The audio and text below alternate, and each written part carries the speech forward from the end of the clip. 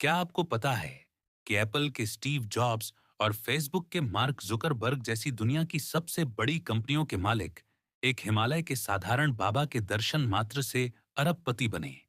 और वो बाबा ट्रेन रोक सकते थे, पानी को घी बना सकते थे, हजारों किलोमीटर दूर सैनिक को गोली से बचा सकते थे। जी हाँ दोस्तों, हम बात कर रहे हैं निम करौली बाबा की, जिन्हें भक्त हनुमान जी का अवतार मानते हैं। कमेंट में जय बजरंगबली लिखें और ये चमत्कारिक कहानी अंत तक सुनें। दोस्तों, बात है साल 1900 के आसपास की। उत्तर प्रदेश के फिरोजाबाद जिले के अकबरपुर गांव में एक ब्राह्मण परिवार में एक साधारण बालक का जन्म हुआ। नाम रखा गया लक्ष्मण नारायण शर्मा।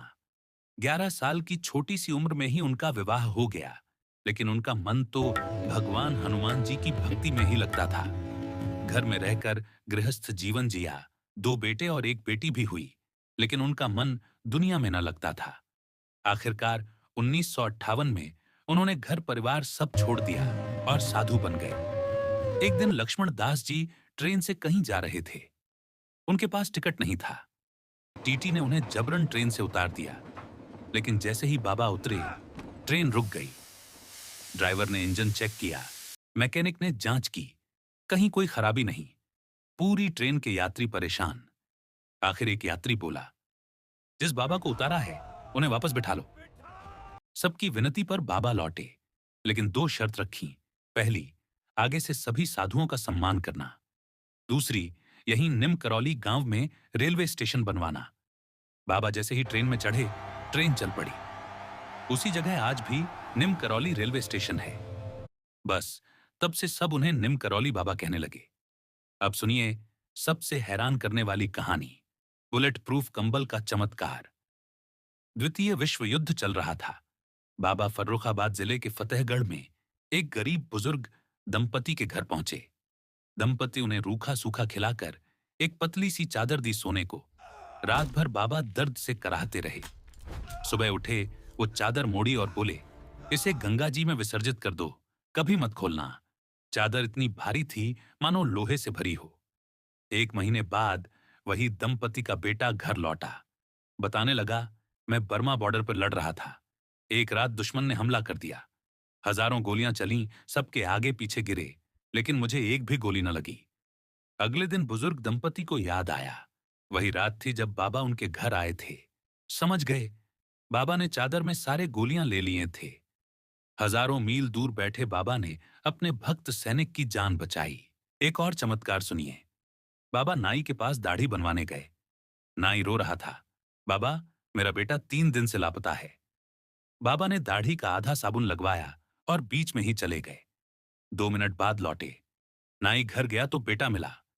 बेटे ने बताया, पिताजी दूर पैदल जा रहा था, पैसे खत्म। तभी एक बाबा आए, दाढ़ी पर साबुन लगा था। उन्होंने पैसे दिए और घर जाने को कहा। नाई हैरान, बाबा तो 2 मिनट भी न गए थे, एक साथ 2 जगह पर थे बाबा। 1971 की बात है। दिल्ली के बिरला मंदिर में एक बांग्लादेशी भक्त आया।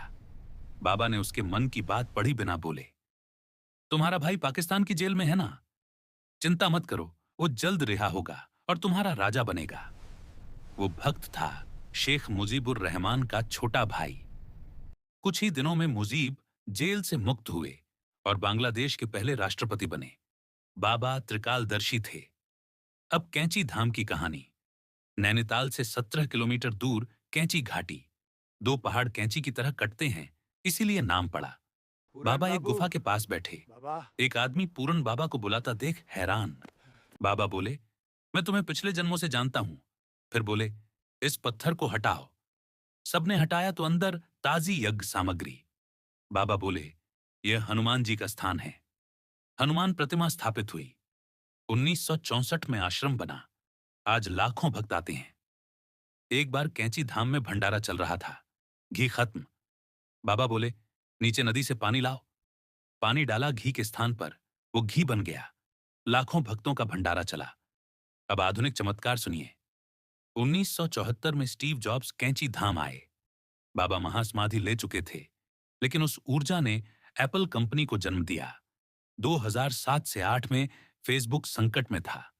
मार्क जुकरबर्ग बेचने को तैयार। स्टीव जॉब्स ने कहा, कैंची धाम जाओ। जुकरबर्ग गए, लौटे तो फेसबुक न बेचा। आज दुनिया की सबसे बड़ी कंपनी है। दोस्तों, बाबा के जीवन का अंतिम अध्याय। 1973 सितंबर, वृंदावन आश्रम में सीने में दर्द। डॉक्टरों ने ऑक्सीजन मास्क लगाया। बाबा ने उतार दिया, गंगा जल लाओ। जय जगदीश हरे जपने लगे। आवाज धीरे धीरे कम होती गई। रात 1:15 पर महासमाधि ली। दुनिया में 100 से ज्यादा आश्रम बने। बाबा का संदेश था, सब एक हैं। आज भी कैंची धाम जाकर लोग उनकी ऊर्जा महसूस करते हैं। जीवन बदल जाता है। तो दोस्तों, ये थी निम करौली बाबा की चमत्कारिक कहानी। अगर अच्छी लगी तो लाइक करें, अपने भक्त मित्रों से शेयर करें, चैनल सब्सक्राइब करें और बेल आइकन दबाएं। जय निम करौली बाबा, जय बजरंग बली।